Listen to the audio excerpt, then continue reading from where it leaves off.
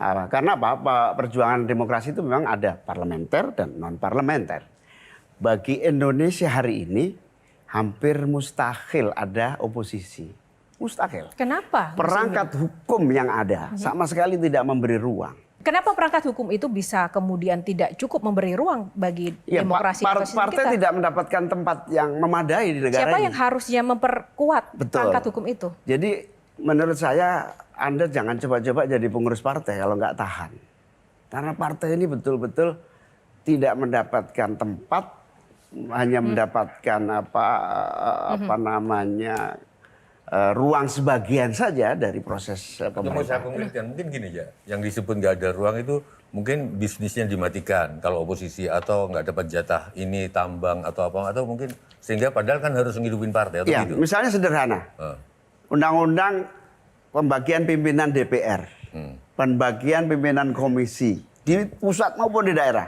Begitu Anda oposisi maka Anda tidak akan mendapatkan satu. Nah artinya sebenarnya ya masalah tentang perangkat hukum dan hukum kita itu lemah dong, bisa dibilang seperti itu. Cuma itu juga, Jo. Dan reward dari rakyat nggak ada buat oposisi.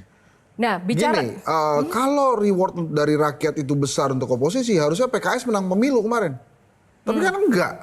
Nah, bicara soal rakyat, oke, mungkin tidak ada reward dari rakyat, tapi kemarin kita melihat bersama-sama bahwa semangat rakyat untuk juga peduli dengan demokrasi kita juga besar. Dan salah satunya juga dilakukan dan disuarakan oleh sang Putri Caimin sendiri. Kita akan lihat kemarin sempat viral Gus Imin. Ini adalah yang kami capture dari sang putri ya, menolak kebijakan-kebijakan jelek, menolak kinerja DPR yang serampangan, dan akar utamanya menolak monopoli kekuasaan yang mengobok-ngobok independensi partai politik melalui adu domba yang membabi buta lawan sampai ke akarnya. Nah ini adalah dari Twitternya Mbak Rahma ya, yang memang sempat viral. Nah ini. Bayangin anaknya jurnalis turun ke lapangan langsung kritik pemerintah, bapaknya satu kubu di pemerintah, sakit banget pasti. Sakit nggak Gus Imin? Nah terus ini Mbak Rama bilang, iya tapi aku bisa memahami beban dan alasan kenapa ayahku harus melakukan apa yang ia lakukan. Aku masyarakat sipil biasa, jadi turun adalah caraku melawan dan membantu ayahku. Dia juga tahu aku turun. Tepuk tangan dong buat generasi muda kita. Ya, saya tahunya dia turun setelah baca media. Tapi sebetulnya saya nggak kaget karena sehari-hari dia hampir 24 jam gebukin saya. Setiap perbedaan di pemerintah dengan rakyat itu selalu keras sana ini. Bahkan sempat bilang saya tidak akan lagi mau berpolitik kalau begini caranya, nggak akan bantu lagi ayah. Tapi tiba-tiba dia muncul dengan ikut demo kemarin, ikut demo. Untung nggak pamit saya, kalau pamit saya jadi serba repot itu. Demo dan saya kira di keluarga kami dari dulu sih ada kebebasan lah ya, masing-masing punya cara pandang, pilihan-pilihan untuk mengambil sikap dan langkah-langkah. Ya, Gus Imin, justru Sherly mungkin sampaikan dulu bahwa Sherly berteman baik dengan Rara. Oh iya. Jadi ketika tadi Rara berani mengatakan kayak begitu dan ternyata ayahnya tahu, maka justru pertanyaan Sherly, ini demokrasi seperti apa yang akan generasi kami hadapi dalam 10 tahun ke depan ketika pragmatisme dan oportunis ini dipertontonkan ke kami, Cak? Gimana menurut Betul. Cak? Menurut saya memang kita sedang dalam posisi yang tidak baik-baik saja. 30 tahun usia demokrasi dan reformasi kita, seperti yang saya sampaikan, butuh penyegaran, pemupukan, restart demokrasi. Misalnya sistem politik kita, undang-undang partai politik kita, kompetisi kita. Kompetisi kita itu 5 tahun. Maksudnya kompetisi kita itu ke saat pemilu lah. Ini 5 tahun tiap hari saling cari kesalahan, tiap hari saling memojokkan. Nah kita berhasil menyatukan pilkada dan pilpres tidak terlalu jauh agar 4 tahun berikutnya kita tidak dalam posisi kompetisi. Tapi di sisi yang lain memang kita harus akui indeks demokrasi kita turun. Percaya sama saya, tidak akan pernah ada investasi besar masuk di Republik ini ketika demokrasi cacat, ketika hukum tidak tegak, ketika proses demokrasi itu oligarki. Percaya saya, gagal pembangunan kita ini.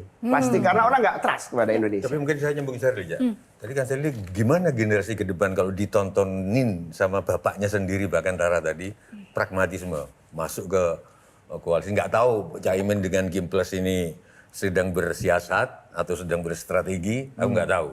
Pertanyaan saya adalah kalau keliru pakal pakar kelirumologi Jaya Suprana mengatakan Habibie itu kecil, tapi isinya otak semua. Pertanyaan saya, Cak Imin itu kecil, isinya apa semua?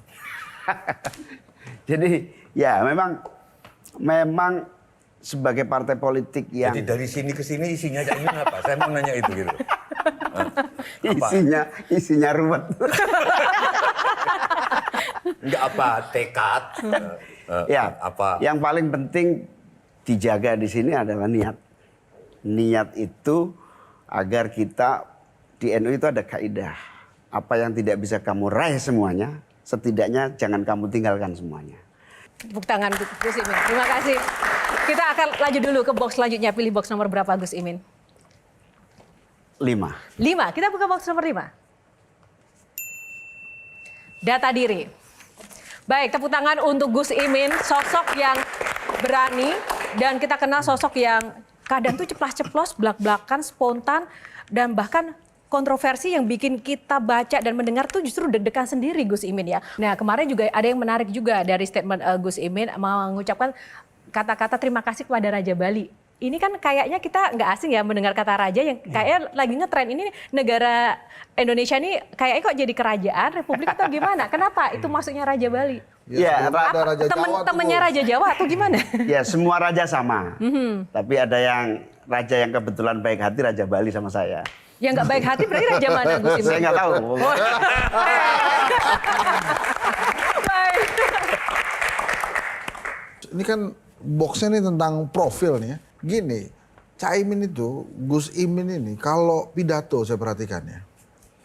Makin panjang, makin santai bawaannya. Nah justru keluar tuh jokes-jokesnya ala NU tuh. Bercandaan-bercandaannya menurut saya tuh, oh ini nih aslinya Gus Imin nih. Aslinya Gus, memang sedang bercanda atau serius sih sebetulnya. Karena kalau dilihat dari pidato-pidato tuh, awal-awal serius tuh. Nanti ujung-ujung tuh bisa bercanda-bercanda terus bahkan marah kayak kemarin kan tiba-tiba pengecut tiba-tiba teriak-teriak begitu tuh. Itu kan saya yakin nggak ada tuh di teksnya tuh. Atau misalnya komentar, Oke. wah ini gawat ini makin ngetop ini. Nah gitu loh.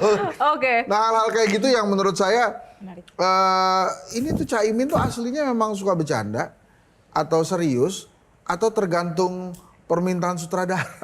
Oke, baik pertanyaan sangat menarik dan pertanyaan kita semua, namun jangan dijawab dulu karena setiap pertanyaan ada jawaban, tapi sesaat lagi hanya di Q&A kita jeda dulu.